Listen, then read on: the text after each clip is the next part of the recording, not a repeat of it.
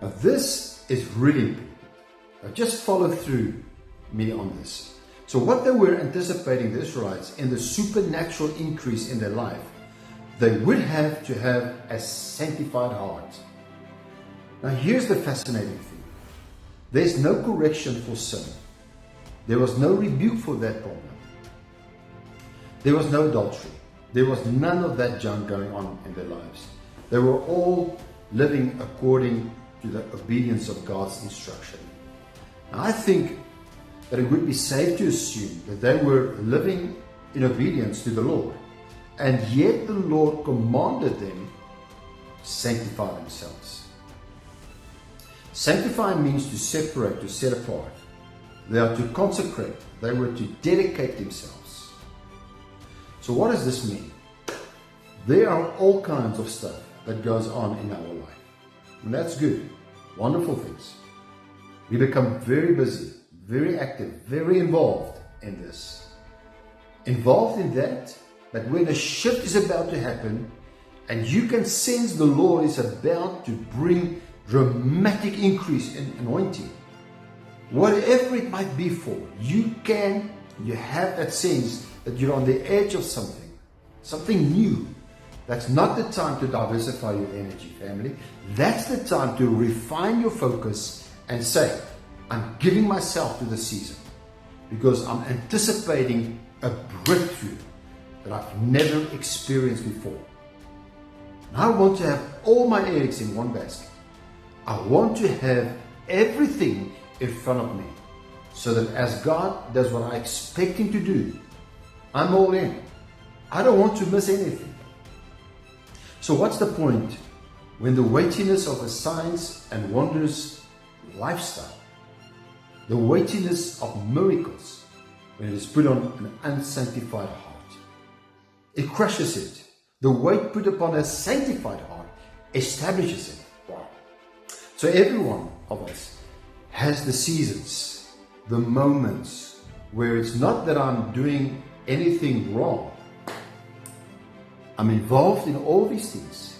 These are all God's blessing in my life. But there's that sobering moment where I realize that I've got to refine my focus. I've got to make sure that I'm giving all my attention to this thing, that I believe what God is doing is a new thing. It has never been this way before.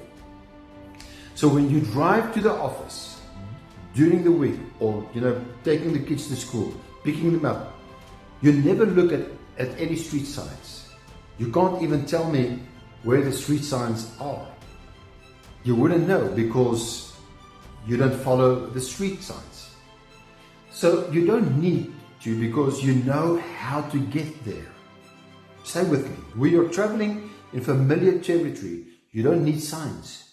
You can go just by your familiarity. But if you're going to go where you've never gone before, you'll probably need signs to get there.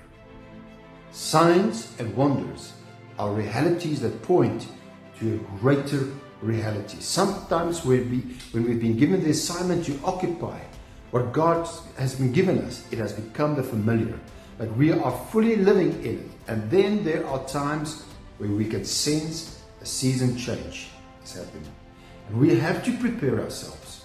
We have to get ready. And what we need to have a heightened awareness, a more intense awareness than normal of His presence, because we want to follow Him into this breakthrough.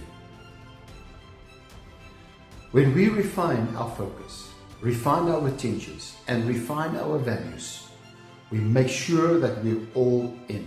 We are focused, intentional. We begin to pay attention to what He is saying and doing. Suddenly, the voice of God is much clearer. Suddenly, my perception of His heartbeat is much clearer. Why? Because I have refined my focus. There's something about that sanctified moment, if you will. That season, if you're going to go where you've never gone before, you will need signs to get there. There's always signs to take you to your destination on the road that you've never been.